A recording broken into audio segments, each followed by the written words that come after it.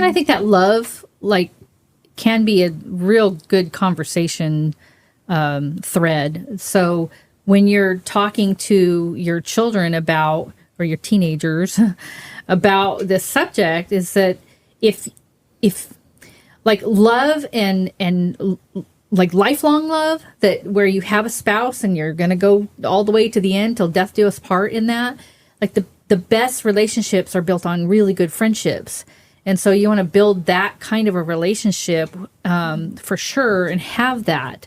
And the idea of having sex outside of marriage, there's so many things where love can be used as part of that conversation. For example, if you do get pregnant, then is it loving for that child to grow up in a family that might not have a father in the family or might be adopted? I mean, obviously I'm pro adoption. We've actually adopted a child ourselves, and we're so thankful for her.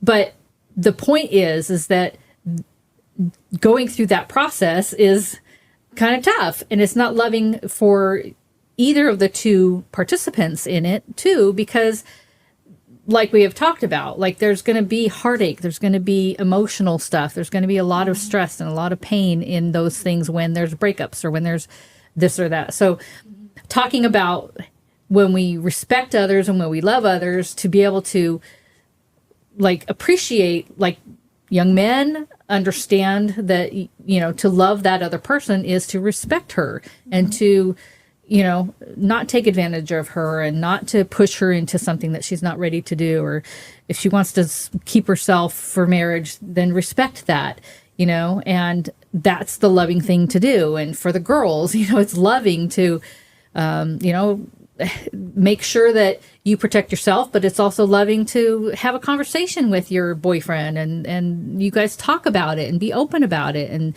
don't just leave it in this kind of giggly, snickery, you know, kind of, we're not going to really talk about it kind of thing. I think open communication is good between people. And if you encourage your teen and young adult to do those things and to think about the consequences and all of the avenues of the consequences of what that could be, you know, then that, I think that would help in that conversation, because that's not about rules. It's about reasons, you know, yeah, the motive. And